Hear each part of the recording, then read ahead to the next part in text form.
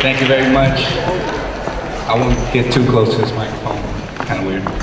My name is Juan Luis Espinosa. I am the current ASO president, student government president. I am glad to be here. Thank you very much.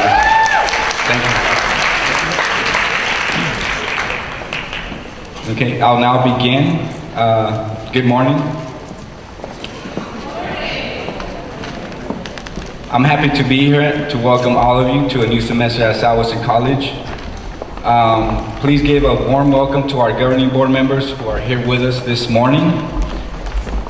Governing board member, President Humberto Peraza. I think I see him somewhere around here. Yeah. Governing board member Norma Hernandez.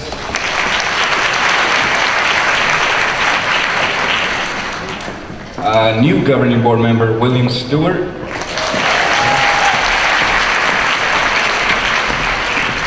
And governing board member Tim Nader.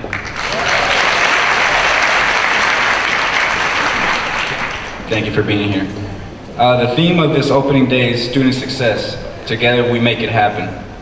So I've been asked to provide a few words of welcome to start this season. What student success means, it could mean a variety of things for so many people, is how you interpret it. I know my father always says that, I can kind of compare it to what he says is, a child's behavior in public is a reflection of how he's being brought up at home. And I feel that a student's success is a reflection of what he's being taught in the classroom. We have extremely talented and great professors here at Southwestern College. I've been fortunate enough to attend classes here. I'm on my last semester, I'm happy to say that. And thank you. But I can honestly say that the professors have I don't know if they realize how much of an impact they have on the student. As soon as there's that first impression when they're handing out the syllabus. I would like to urge every single professor in attendance here today to give a message of some type of message that can motivate and inspire these students, that they can take the message beyond Southwestern College after they graduate into the workforce or whatever they want to do in the future. Because I know I've been inspired by spending 2 minutes and just hearing a few words from certain individuals that I have taken on with me for the rest of my life. So I would urge every professor that don't go off the syllabus, pretty much hand it out, read it. A lot of them just say take it home and read it. But just have a message, have that first impression on a student that has never been here to Southwestern College, or any current students that's coming back, and so they can take something home and say, you know what, I want to keep coming back. I'm not going to drop, I'm not going to withdraw, and I'm going to transfer or graduate, whatever their goal is. So that's how I define student success, is through a professor, because that's that one-on-one connection that you start building in the classroom. And that's all I have on student success. Okay, and now I'd like to present Eric Mag, President of SCEA.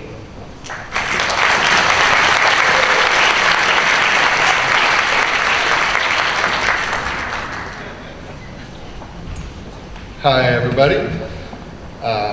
Wasn't sure I was going to be doing this until a couple minutes ago, but want to kind of reiterate some of the things I said this morning at the faculty orientation when we met with our faculty. I want to acknowledge the passing of Phil Lopez, but more so the life of Phil Lopez and what he meant to everybody here at Southwestern College over the years. If you've ever met Phil Lopez, your first response was probably, whoa, he's intense. Your second response was probably, he's a little bit crass too. But by the third response, you were like, wow, this is a person who really cares about this college. He cares about people, and he's the type of person who would give you the food off of his plate so that you could have something to eat. Phil Lopez was everything to the union, and he was a very good friend of mine. You know, just recently during the elections when we were trying to campaign for Prop 30 to save our college and to help keep, money in education. Phil opened up his house so that we could go over there, and we spent hours and hours and hours, and there was over 100 people that came through that house over the course of 5 or 6 weeks, and sat on cell phones and called and bugged people all over this fine state of ours to try to get them to support education. And even Melinda and some, people, all sorts of people came out of the woodworks to help us in a common effort. And I know Phil would be so happy to see us all sitting here today, and he's probably, smoking a cigar, laughing at us right now as we speak. Although he would be outside not listening to this at this point. Until I became president, I'd be out there with him. So I do just want to say from the bottom of my heart, Phil, thank you for everything that you gave to all of us, and we hope to be able to carry your spirit into the future. Thank you.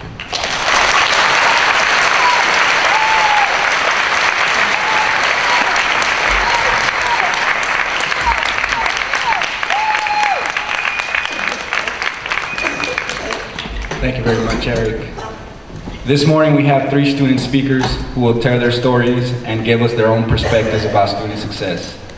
First is a former student, Jesse Ward. Jesse was a member of the ASO at Southwestern College and transferred to UC Berkeley. Go Bears. Starting classes there last summer. Please join me in welcoming Jesse Ward.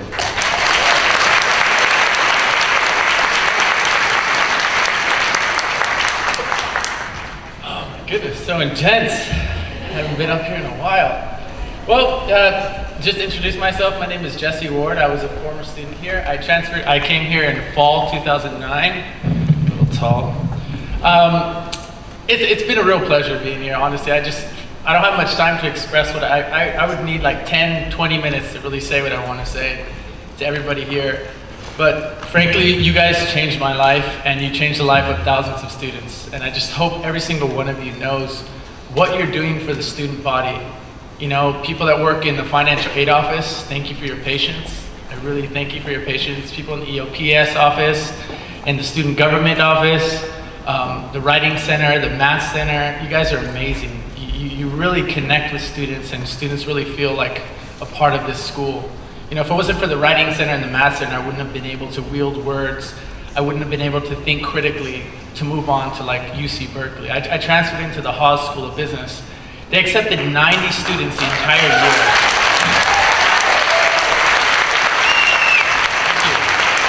Thank you.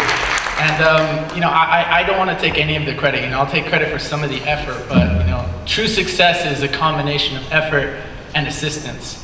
And I always thank my parents, my mother, for the way she brought me up. Just be respectful, be determined, and focused. And the professors here, I consider them my parents, my academic parents.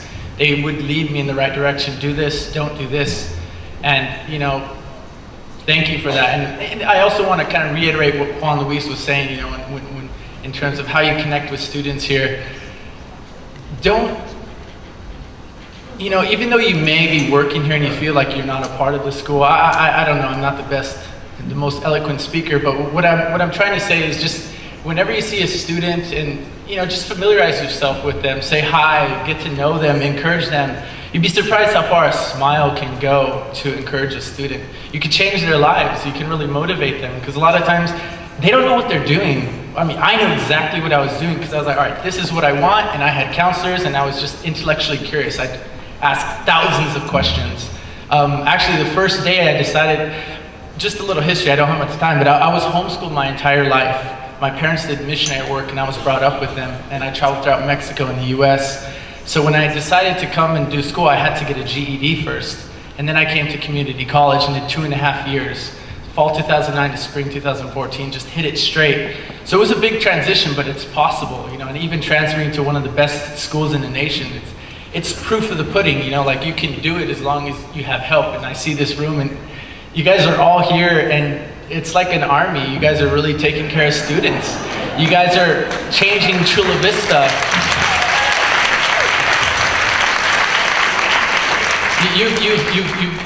We have Southwestern has its roost in Chula Vista, and from there it's gone on to hopefully the world. Hopefully I'll be able to do something good, because in UC Berkeley I've been able to be a mentor to 10 students who are incoming transfer students.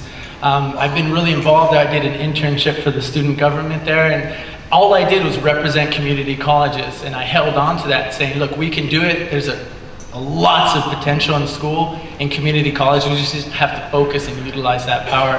So once again, I mean, thank you so much, everybody. I wish I could say all of your names right now and just, clap for you and have everybody clap for you, but like, do know that every single one of the students here is really thankful for everything you've done. Like from the bottom of my heart, from the bottom of every student's heart, thank you very much, and keep it going. Maybe a little bit harder this year, because it is harder. Just let's up the standard. Thank you.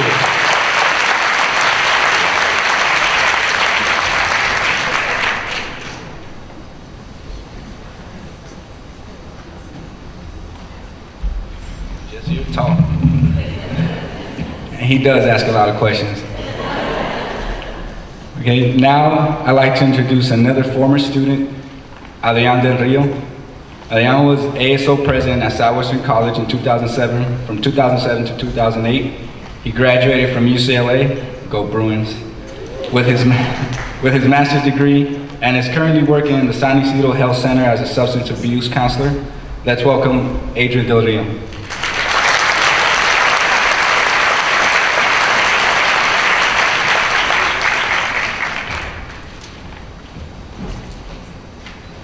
Good morning, folks. I'm more of a social science writer, so I took the time and liberty to put something together, but I'm honored and happy to call myself a Jaguar, but more importantly, to come back as a successful alum. Southwestern College provided a platform of success for me. Not only academic success, but life success. I rediscovered myself. I tapped into strengths that I never thought I had.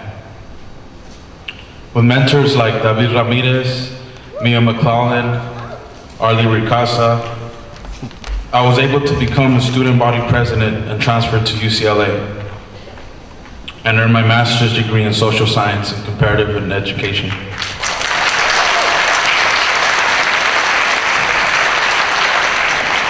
As it was said already, Southwestern College produces the best students in the country and allows for ordinary individuals to become extraordinary. At UCLA, I advocated for the community college system, working with the Center for Community College Partnerships, being a mentor for students that wanted to transfer to a four-year university from a community college. I learned about transformational resistance. I learned how to conduct quantitative and qualitative research. I even conducted my own research study. I presented it at Stanford University. I could go on, but the take-home message is that it all started here in my remedial English class. When a counselor came in and believed in me, even before I believed in myself. I'm now working with one of the top 10 health providers in the nation. At San Isidro Health Center, I'm a substance abuse counselor and have the pleasure to work with the South Bay youth. I'm able to provide for my family while simultaneously continue a legacy of social justice and healthcare for all. When you are at doubt or frustrated with the system, I hope that my story resonates and the story of the students resonate through your thoughts. I'm living proof that the system works if you make it work.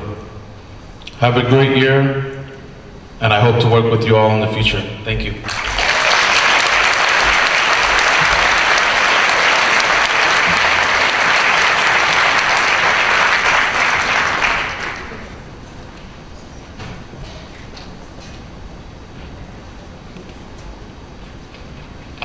Thank you, Adrian.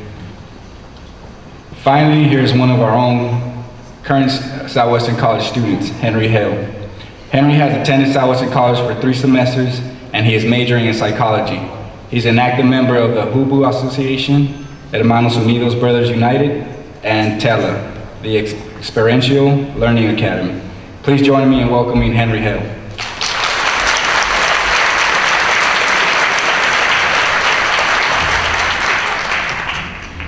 Good morning, everybody. Oops. All right, my name is Henry Lee Hale III, and basically I want to harp on what Jesse was basically saying, that to make a successful student, honestly, you need support. And without support, I mean, support from your friends, your family, staff here, financial support. So those of you in financial aid, thank you. Thank you for being there. Thank you for doing your job. Thank you for going to bat for me. You know, thank you. All of you in EOPS, the Extended Opportunity Program Services, every single one of you, you're all angels. I mean, you guys help people so much with books and with, you know, extra expenses. I love it. And I'm a psychology major, so I promote, or I advocate, basically, togetherness. And I want to just kind of leave you guys with an African proverb. It basically starts out, if you want to go somewhere fast, you can get there alone.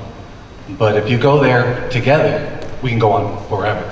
So, as long as we go there together and we stick together, we can go on as long as we have to. So, thank you guys this morning.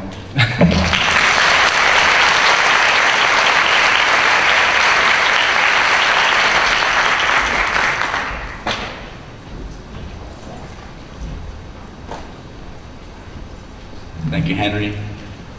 Go Jaguars.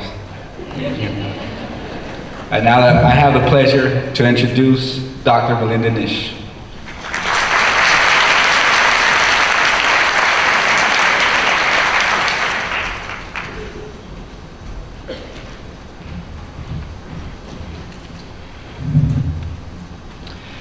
Good morning, Southwestern College. It is truly an honor to speak with you today and to be able to follow these four amazing young men, these students of Southwestern College, three of whom have shared their academic journeys with us. A college is rich in people, and first and foremost, our students.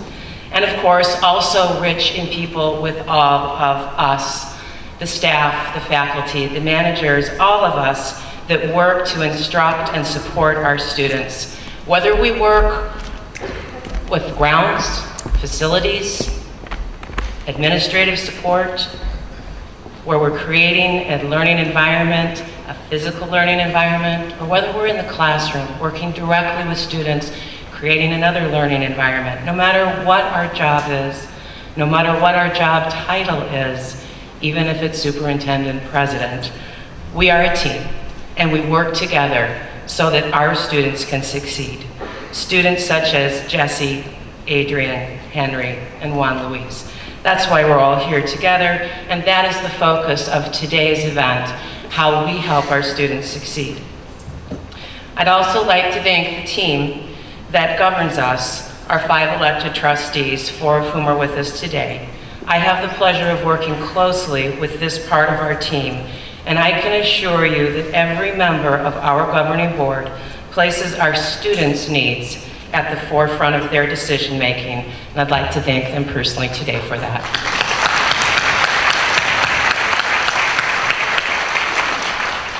Many of you have noticed that we're not following the typical agenda format for this opening session. There's a reason for that. This is in direct response to your feedback from our previous opening sessions.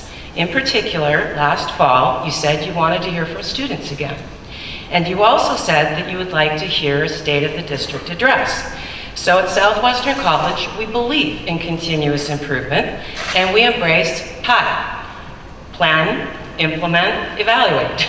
So we have taken your evaluations, we have planned this event, we are implementing it, and I urge you to provide us feedback at the end of today's event so that we may continue with our continuous improvement. So now I would like to take a little bit of time to share with you what I believe are the most important facts and issues that we are facing now together as a district. There are 3 global operational issues that I'd like to address, and hopefully I will do so in a very informative and interesting manner. The first is accreditation, The second is budget, and the third is Proposition R. So let's begin with accreditation. I think most of you are aware that our midterm report was submitted in the fall, and it is now before the ACCJC. They are meeting this week. We will hear back from them end of January, first part of February. And I feel very confident that we are going to have a very positive response from the Commission. What are some of the highlights of our midterm report? First and foremost, we have outcomes defined for all courses, all programs, all services, 100%. And of those outcomes, 98 are in assessment. That is fabulous. Our requirement was to be a proficiency. Our requirement was to be a proficiency, and I can tell you that with this data and the effort of this college, we are at proficiency and beyond. This is truly, truly remarkable, and you all need to be congratulated for the hard work that you've been doing these past few years. This is one of the best performances, I think, of any college in this state in terms of outcomes and assessments, so give yourselves a hand again.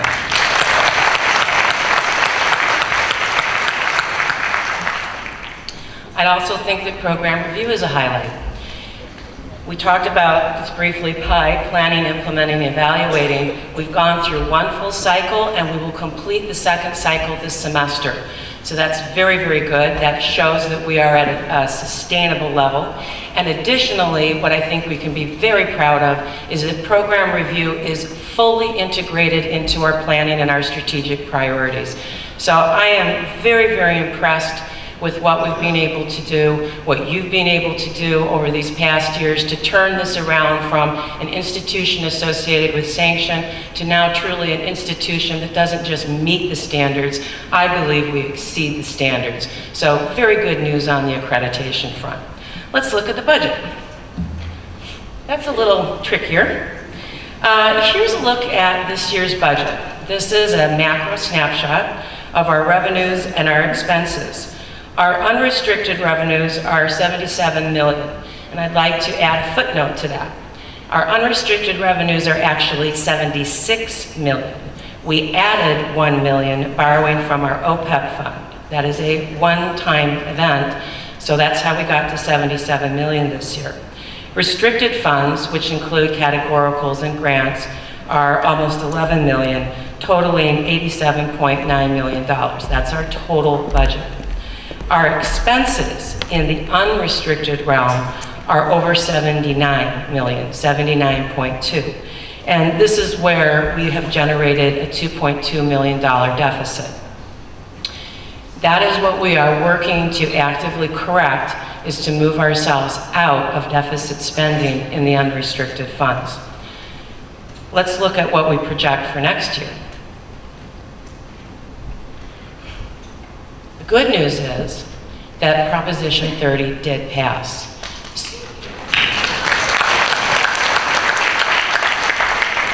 And that truly is good news. And I do want to thank all of you that were manning those phone banks, talking to your neighbors and your family and friends about how important Proposition 30 is to the community colleges. That message got out. And so we're very, very happy that Prop 30 passed.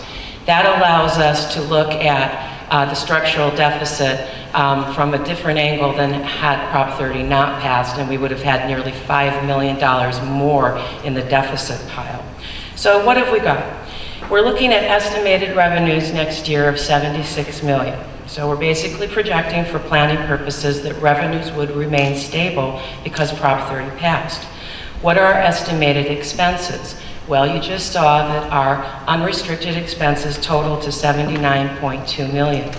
But we also need to take into account that the agreement that we reached at the big table last spring was a one-year agreement. So we need to take into account that we would need to restore the 5% salary reduction and also take into account step and column increases.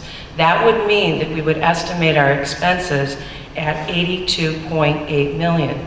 Clearly, what does that mean? We have still a deficit. The deficit is $6.8 million. We have been able this year to make corrections in our operational costs and to reduce $1 million permanently so that we can bring that deficit down to 5.8 million. That is the planning figure that we have been working with. That is the structural deficit that we need to correct. How do we correct that? There are two ways: cost reductions and revenue enhancements. So let's look at what we're doing currently with cost reductions. The first area that we need to look at is that unrestricted fund, okay? In that area where we have the $76 million. Of the $76 million, 88% is dedicated to salaries and benefits, 88%. That only leaves us with 12% for all the other things that we need to do with unrestricted general fund. Ladies and gentlemen, that is not sustainable. That is not where we need to be. We need to be in the low 80s, and our target is 83%. So how are we trying to get to that 83%? Currently, there are two strategies that we're pursuing.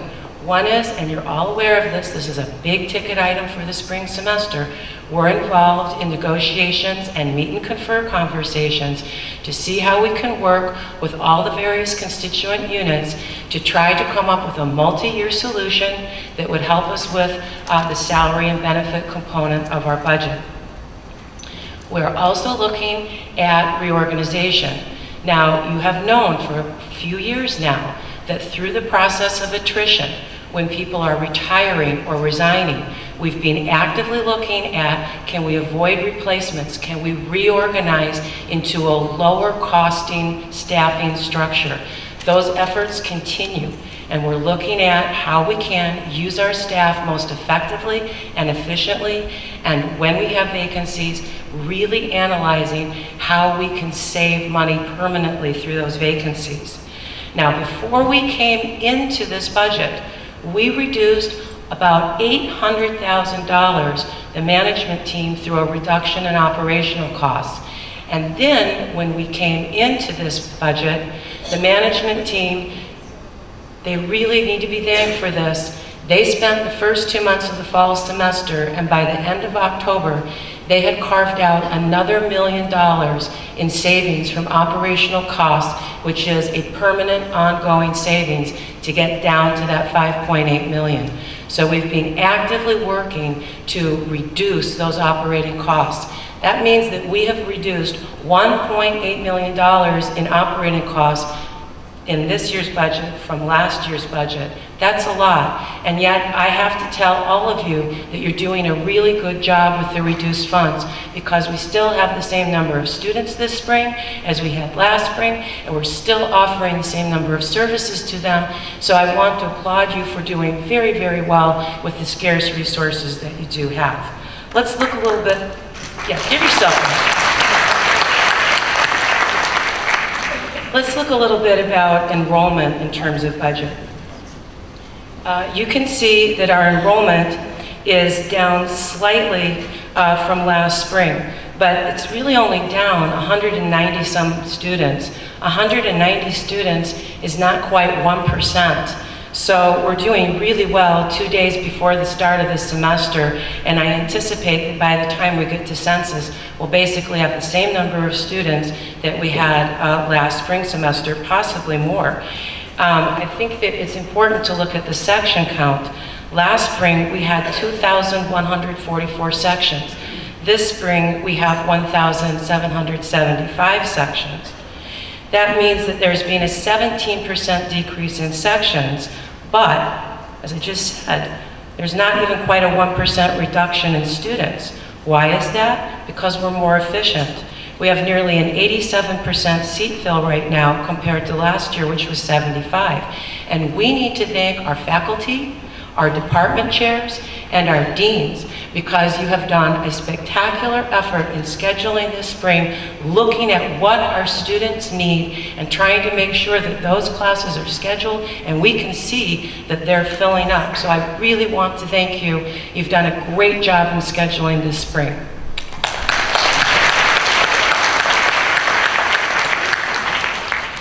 Enrollment management is part of the strategy to make sure that scarce resources are used wisely, and we are continuing with redoubled efforts. I want to thank the Academic Senate. They're doing fine work in identifying student needs, and we will continue to refine our enrollment management plans. Let's talk a little bit about revenue enhancement. There's been a lot of really good ideas brought forward by this college on how we can enhance, increase revenues. And what have we done? Well, we've created a team, and this has come out of the Budget Committee. And this is a 3-member voluntary team. It's composed of Priya Jerome, Terry Davis, and Joe Figuera, thank you. Our 3-member team has been tasked with developing a business plan for how we can generate revenue through auxiliary services such as facilities rental.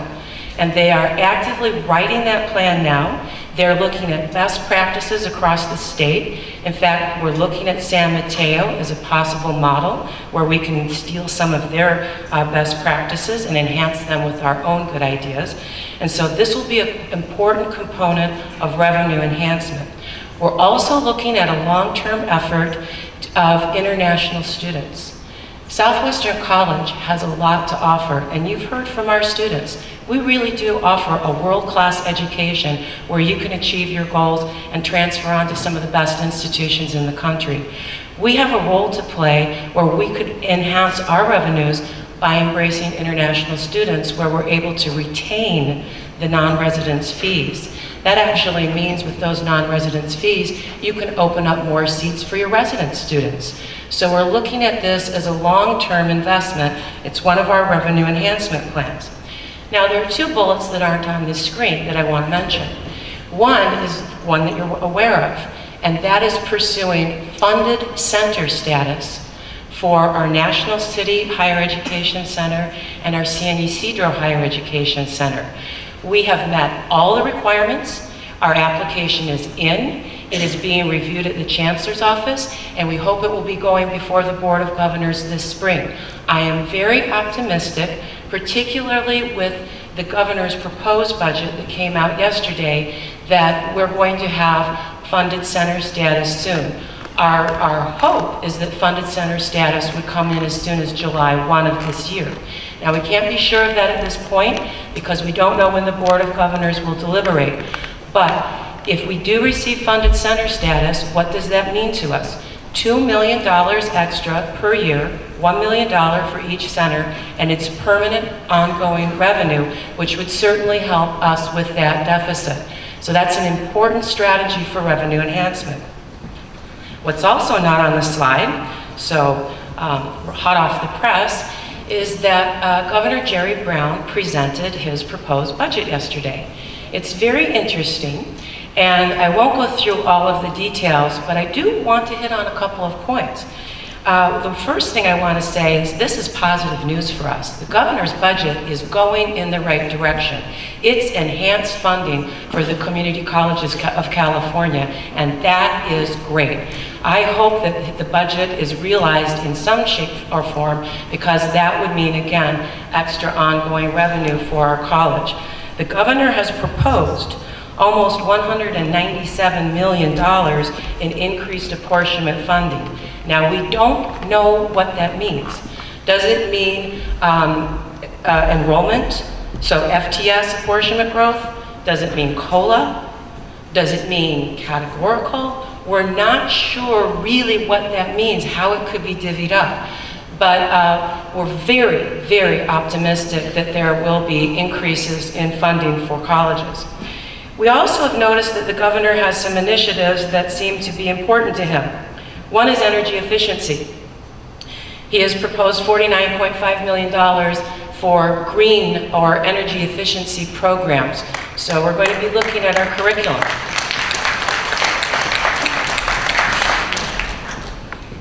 We're not sure what that means, but we're going to look actively at our curriculum, what we offer in the way of energy efficiency programs, and we're going to track very carefully how this develops through the budget process. The governor is also proposing almost $17 million to enhance online education. Now, be careful, that doesn't mean he's going to disperse $17 million. but the governor is interested in online education, and he is proposing a centralized virtual campus. That means centralized for the whole state. What we do think that means is that our current online classes would be part of this centralized virtual campus. So now is the time to really look at what we offer online and to start thinking about how we could be a partner in the virtual campus. Finally, I would like to mention two other very interesting items that came out in the governor's budget. These are important, and I want you to know about them and start thinking about them.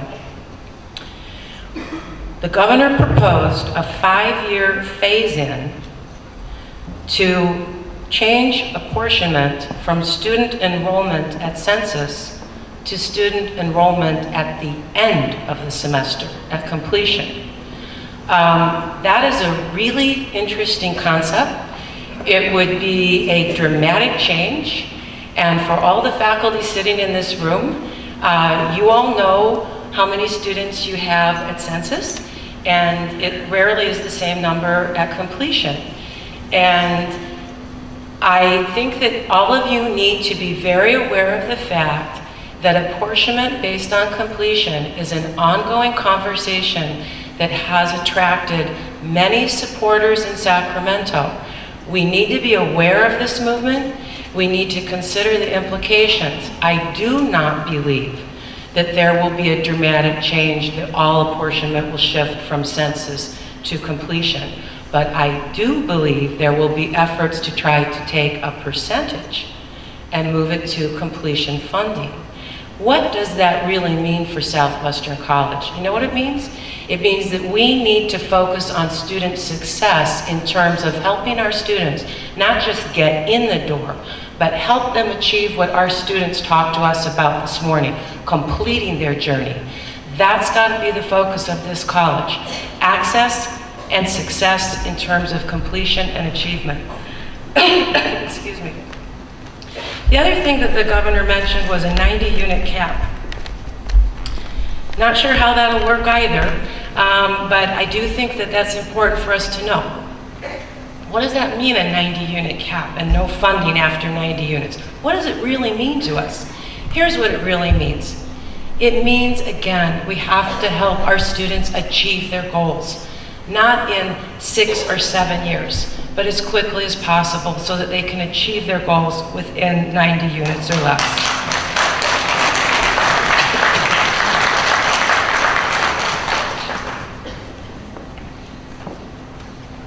The good news is I don't have the flu. The bad news is I do have something that's going around. So that's what we have on the budget front. Very, very interesting. We have a structural deficit that we're working to correct. That is difficult, but we're working well with all of our constituencies. And we have optimism on the state level. So we have a mixed bag in terms of the budget, but overall, we're working hard on our own local issues of our structural deficit, and we see that things are turning around at the state level. So let's move on to the other state of the district area, which is Proposition R. Well, last year when I stood before you, we were in the news. This year, as I stand before you, we're in the news. But, have you noticed the change in tone?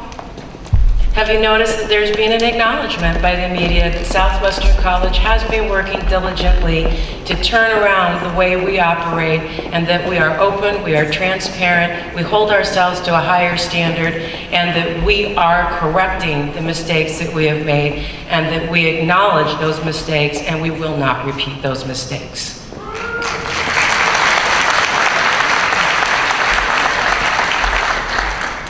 Part of the way we did that was in March.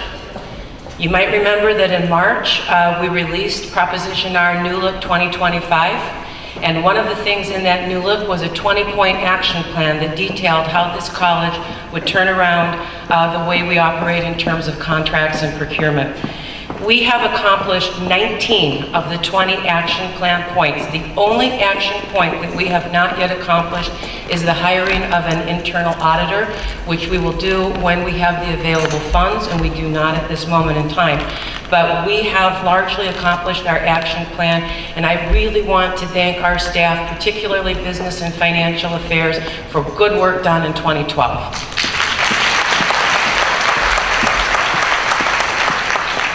We have $90 million right now for phase 1 of Prop R. What's happening? Well, you can see things that are happening. Our practice fields will be completed this March. Our central plant will be completed in August of this year. Our field house and stadium will be completed in May of 2014. So yes, our football team is going to have to go back to Olympia High, but you know what? They did pretty well at Olympia High this year. Congratulations to the Jags.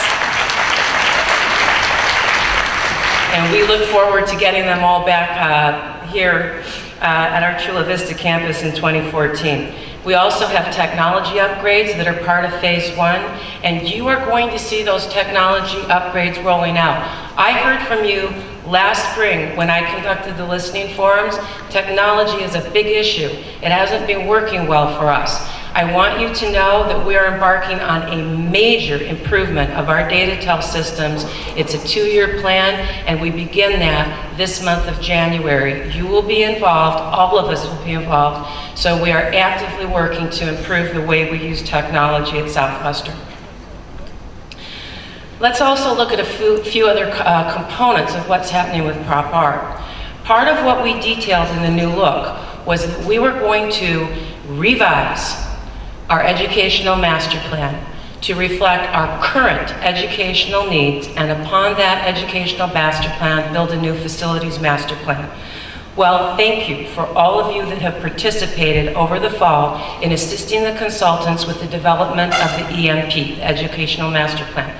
The draft is done. It is posted on the web. Go to our website, go to About Us, and when you hit that link, you will see the draft of the Educational Master Plan. It is a very comprehensive document, and January is the month for vetting. I need you to review that document. We are soliciting your input before we finalize it in February. Please take the time. It is a large document. You may not want to read all of it. Read the parts that pertain to you, that are of interest to you, and provide your feedback. How do you provide your feedback? Provide it to your supervisor, who will get it to the relevant VP, and we will be working in February to finalize the EMP. Now, the EMP is what the FMP, the Facilities Master Plan, is built upon. Where are we at with the Facilities Master Plan? As the documentation and research was being done in the fall for the EMP, the consultants on the FMP were getting that information. They have developed a conceptual facilities plan already. They're going to be bringing that to us and vetting that for input. That will start at the very end of January, beginning of February. And there will be a series of meetings and forums for all of us, the employees and the students of the college, including a February 6th meeting with the SCC committee. We will also have an all-community, all-service area breakfast forum on February 21st. We anticipate to have probably several hundred people there, and the consultants will present the facility master plan and solicit community feedback. We will have a dedicated workshop for the governing board on March 20th, and we anticipate taking our plans to the governing board for approval on April 10th.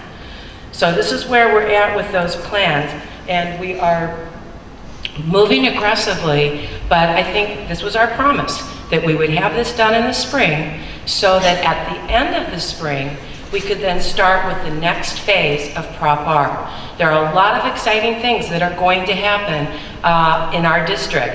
A lot here on this Chula Vista campus. I promise you that 5 years from now, 10 years from now, you are going to be amazed at what Prop R has been able to do for us and for our students. So I really encourage you to get involved. The last thing that I'd like to mention with respect to Prop R, and it's not on the bullet list, is that at the direction of our governing board, at their meeting in June of last year, they directed staff to prepare and enter into negotiations for a community benefits agreement. These are more commonly known as project labor agreements. Ours is a community benefit agreement by title. You'll hear it called the CBA. And I am happy to report to you that the negotiations of that agreement have begun. In fact, they have begun today.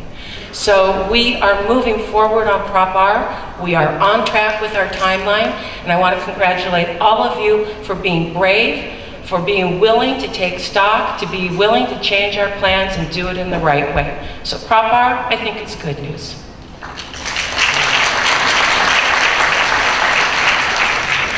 So we've looked at a global level, at a kind of state of the district, where we are with accreditation, where we are with the budget, where we are with Prop R. Those three things impact all of us. No matter who we are, all of those things impact us. And so I guess what I'd like to do now is turn our focus to who we are and who we serve. I'd like to bring this really back to the students. And before we go to the students, let's look at who we are. Let's look at us as employees. I've been asked, often I was asked about demographic snapshots. People wanted to see who we are. Well, thank you to Human Resources. This is a snapshot of who we are as of January 8th. As you can see, we have 26 academic administrators, 226 full-time faculty, and over 600 part-time faculty. We have 34 classified administrators and 336 classified professionals. What I don't have counted here are our non-instructional hourly staff, and we have several hundred of our non-instructional hourly staff as well. If you continue to look at our composition, it's rather interesting. We have the gender breakdown, we have the age breakdown. It looks like we're aging. Yeah, it happens.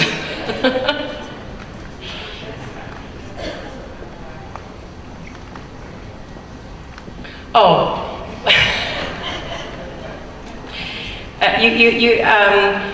You have to add them, yeah.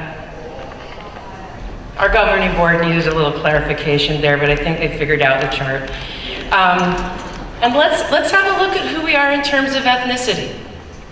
This is our breakdown in terms of ethnicity. And something that's really interesting that's happening across this great state of California, and particularly, I think, in the southern part of California, is that ethnicity is starting to blur. We're really becoming a multi-ethnic community, and you're increasingly seeing people that don't identify themselves in one place, because they aren't one thing. We really are a team, and we really are multi-ethnic, multicultural, multiracial. And I'm really pleased to be in a community that embraces that type of diversity. So let's look at who we serve. Let's look at our students now. Here we've got a snapshot of enrollment. The first two bars are fall enrollment from fall 11 to fall 12. And you do see that there's a decline there, a decline of about 500-600 FTS. And yes, that is reflected in our budget reduction and the reduction that we took in course offerings. And then you can see our spring comparison. Now, the spring comparison is not spring at census. These numbers will go up. But I just wanted to compare apples to apples and look at where we were at spring this time last year, where we are now. And again, this is what we mentioned earlier. We're doing a really good job. We haven't suffered a big decrease in the number of students. We've been able, even with reduced sections, to serve the same number of students. So we're doing well. Let's look at attendance areas. This is really interesting. Where do our students come from? And this might be really difficult for those of you in the back to see, but we have 1, 2, 3, 4, the 4 Chula Vista zip code areas. That's where the majority of our students come from. No surprise. They come from Chula Vista. But look at this big chunk, the grade chunk. This is 26% of our students come from out of our service area. That's really interesting. What does that tell you about Southwestern? We're not a school that's second choice. We are a school of choice for students, even students that aren't in our service area. We have a lot of students that are coming from the San Diego district and from the Grossmont-Cuyamaca district. Now, I'm sure they may not like me saying that, but we do. And of course, we do have students in our district that go into that district. We call it the swirl. And we know that students are moving between the districts, but I think it's important for planning purposes that we recognize that we draw over a quarter of our students are coming from outside of our district. That's very interesting to know. What are those students doing?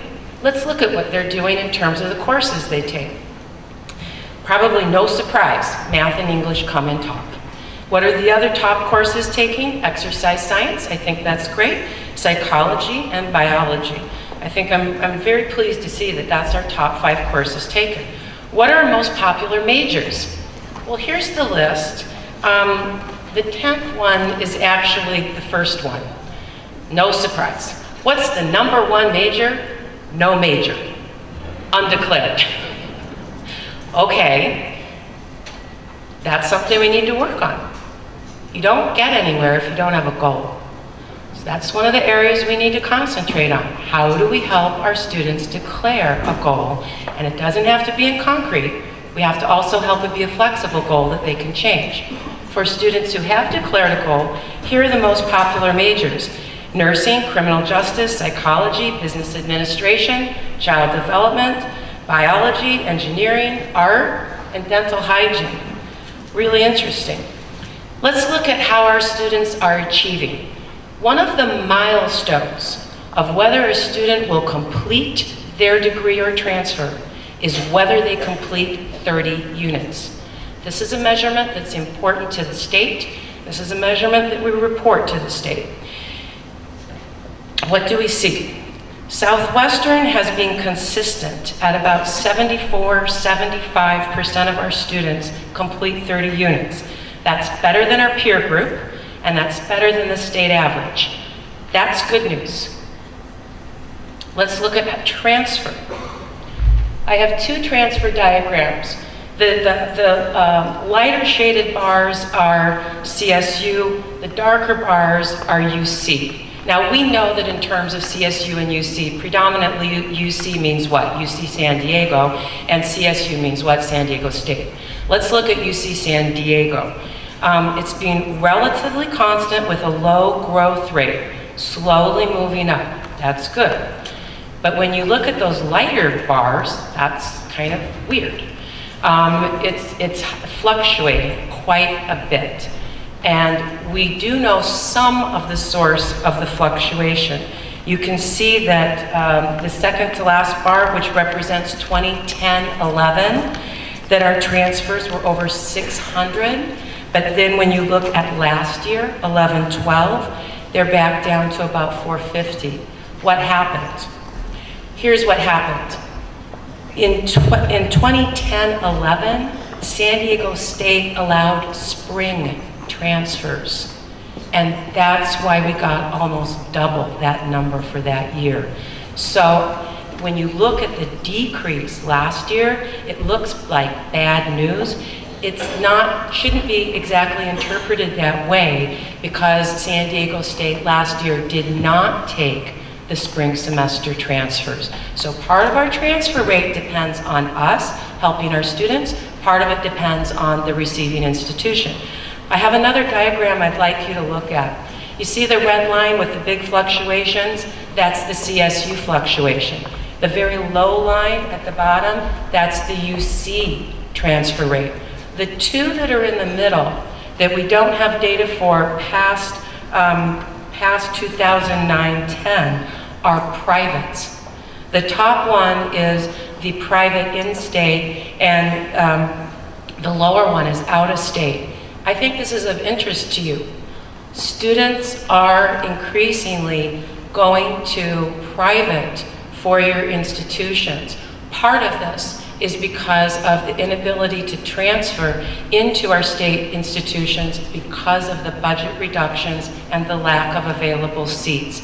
Hopefully, we will see a reverse in that trend, because the governor's budget also increased funds for the other segments of higher education.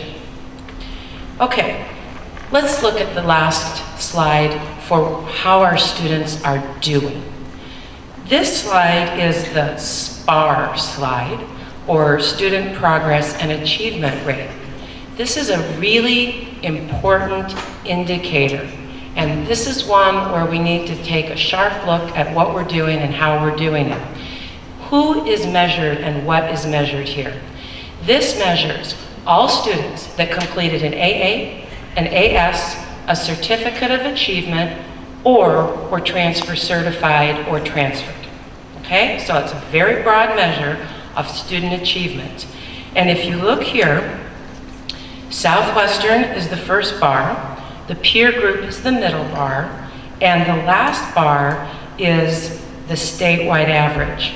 What's of concern is that in this third to last cohort, you start to see that the state average is increasing, but the Southwestern average starts to go up and then goes down. And what is our average? What is our percent? 48%. 48% of our students achieve completion as measured by the state. That's where we want to improve. That's where we want to see, not 48%. We don't want to see 48, 50%. We really want to see a much higher completion result for our students. If you recall, when we were here last fall, I challenged us to a stretch goal that in 2015, we wouldn't be at 48%, we'd be at 58%. And furthermore, we should shoot higher than that. I challenged us to, at 2020, be at 65%, that we really make this part of our concerted focus on student success, that we help our students get in the door, and we help them achieve their goal so that they can go on to the next step of their lives. That's really what we've got to focus on. And we're focusing on it at the state level, and we need to focus on it at the local level. At the state level, there are two initiatives that really focus on student success, SB 1440 and SB 1456. Let's briefly talk about each of those. 1440 1440 passed and became law in 2010, I believe, and we have been working actively on developing degrees within the 1440 model. What's the 1440 model? Basically, the legislator said it takes too much time for students to complete a degree. We want a degree where a student takes 60 units at the community college, 60 units at CSU, they have their bachelor's. We want to guarantee students that they can get out with 120 units. So this is our goal. Working with CSU, the community colleges develop transfer model curriculum, TMCs, you know what they are, faculty, and there are 22 of them that have been developed. Good news for Southwestern, we have 19 that are completed or in progress. 2 are completely done, English and math. 5 are at the Chancellor's office. They should be done and in our catalog for next year. We've got 4 moving through the curriculum committee. We might even be able to get them maybe into the catalog for next fall. And we've got 8 that are with faculty at the department level. So we're working really well with getting those 1440 degrees developed. Something else that I want you to know, particularly faculty and student affairs folks, this is the priority transfer ticket into CSU. This is the way a student gets at the top of the list for transfer now, is with a 1440 degree, and that includes San Diego State. So we really need to be working with our students to educate them as to what the 1440 degrees are, because this is one of the ways that they achieve their goal of transfer. Let's look at the last piece of legislation that came in last fall, 1456. This is known as the Student Success Act or the New Matriculation Act. This is based on 22 different recommendations from a Student Success Task Force, and some of those recommendations were put into law. Here's the good news. Southwestern College was tracking this before it even was law. We have a task force that's headed up by our VP of Student Affairs, Dr. Angelica Suarez, and our Academic Senate President-elect, Patty Flores Charter, and it has different representatives from Academic Affairs and Student Affairs, And before this even became law, we started to chart how Southwestern compared to the recommendations. So we're actively looking at now how we can implement the legislation. The legislation includes educational planning tools like student ed plans. You have to set a goal, assessment, orientation, the mandatory support services. It also starts to tie the BOG, or Board of Governor fee waiver, to academic progress. So it's going to tie that to a student's GPA. And remember the SPAR, student progress and achievement rate? Well, we are also going to be held accountable. We're going to have a scorecard, which I call ARC Plus, and we're going to be required to provide more data to the state about student completion. So you can see this is a big trend, students completing and achieving their goals. Okay, that's what's happening at the state. What about our students? What's happening at Southwestern? I am very pleased that I've had the opportunity over the fall semester to meet with the ASO, and I've had an opportunity to ask our student leaders, what is it that helps you succeed? And this is what they told me. One of the first things they told me was cohorts. Cohorts really help us, such as EOPS, MESA, Puente, TILA. In fact, one of our students today, Henry, TILA is one of his success strategies. The other thing they told me is they need a goal. What's one of the things those cohorts help you do? Define a goal. They need an SEP. They want to be held accountable. They want high expectations. Didn't you hear one of our students say just as he left the stage? Raise the bar, hold the bar high. They want that, but they also need support. They need orientation. They need regular check-ins. They need to be able, when they can't find their way, to have help. Many of our students, if not the majority, are first-time college students. They have no idea what college is. They don't understand how we're organized. They may not understand where to even park on day one. I didn't, and I'm familiar with colleges. So we have to take that into consideration. These are the things our students told us they need to be successful. We gathered a few quotes, and I thought I'd share them with you. Teresa Barragan said, you need to surround yourself with people who have goals, people who are on their way to success. Kiva Nelson said, it's my responsibility to work hard. There's that accountability. They want to be held accountable. I don't expect people to tell me if I'm falling behind. Abel Mesa said, sometimes we're afraid. You need to find a network of support. You have to take risks if you want to win. These students are echoing what the ASO said. And students also said this. It takes everybody. Have a willingness to reach out. A simple hello is a nice way to start the day. Ask how things are going. If somebody has their head down, notice. Ask them what you can do to help. Encourage them to have a good day. Didn't we just hear that a smile could change a student's life? Just a smile might help a student who's confused and can't find their classroom to not turn around and drop out of frustration, but to turn back around and be escorted by a friendly person to where that classroom is. And that could be anybody. Any one of you could be that person out there in the quad that sees someone lost, that stops and says, can I help you find your room? So ladies and gentlemen, I began by saying it takes all of us to help our students succeed. And it does, all of us working together to help our students. Our students are our number one priority. They're our number one asset, and our number one goal is student success. I am proud of the work that we do together, and I am proud of the student focus that this district evidences every day in what every one of you do. And today's activities have been entirely planned to sharpen our focus on students and student success. And in closing, I want to thank each and every one of you in this room for your fine work, your dedication to Southwestern College, and your dedication to Southwestern students. I wish you an absolutely wonderful spring 2012 semester. I thank you, and a very, very happy new year.